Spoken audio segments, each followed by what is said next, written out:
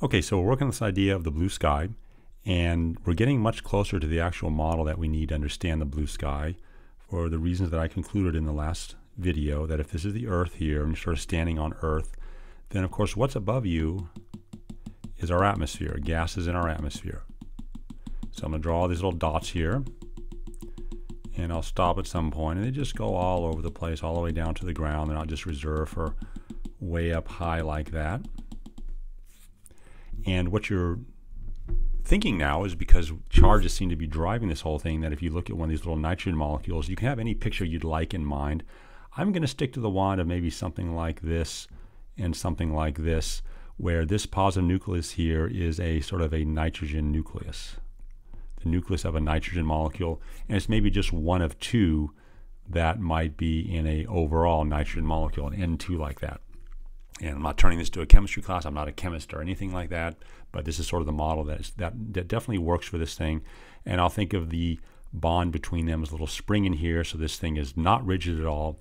And here's what can happen next in the context of the blue sky, is that some light from the sun can come whizzing by like this. It can come whizzing by. And so what I'll do is maybe I'll draw a light wave here like this, just sort of coming by from the sun, from the sun, from the sun. And here you go, right there, this light wave from the sun can interact with this nitrogen molecule. Okay. Now I've drawn the whole light wave displaced like this, and so the way I've drawn it, maybe it's even missing the whole atmosphere. And if it did that, that's actually an interesting case as well. If this light wave missed the whole atmosphere, like it was too high, well, it would just keep going. It would just keep going straight through the cosmos like this, and we would never see it. It just passed right over our head. But let me draw a little lower now, saying, okay, if this light wave came down a little lower, like it went lower in the atmosphere, which it certainly can. Light from the sun bathes our atmosphere in its wave. So here comes another wave like this from the sun. There we go, just like that. So there's a light wave from the sun. So both of these are light waves from the sun. That one right there and that one right there. And of course, they're all over the place. And you know, what we're saying, what's interesting about this one is that it's interacting with one of the nitrogen molecules. And so you get a picture like this up here, where the light wave can cause the electron to start going up and down, and there's your moving charge. And so one other animation I just wanted to show you to maybe hopefully get this picture in your mind is one like this. Now, this is not exactly what we're talking about, but it's all I could sort of find that meets some of the general features here. So this unfortunately is for carbon dioxide, which we're not talking about right now. We're talking about nitrogen right now, and I know they're up here, but the effect isn't there. And this is a light source over here. This is a flashlight that can be turned on. So see, if I turn this flashlight on, as you can see, these photons start coming out. And what happens when they come out is the molecule can wiggle like that, okay?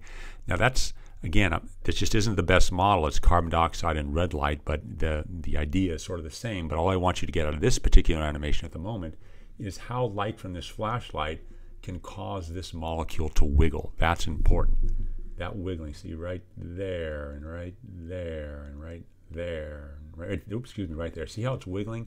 That wiggling is this process right here, that the light wave is going to come in, interact with this molecule, and make it go up and down and up and down and up and down like this.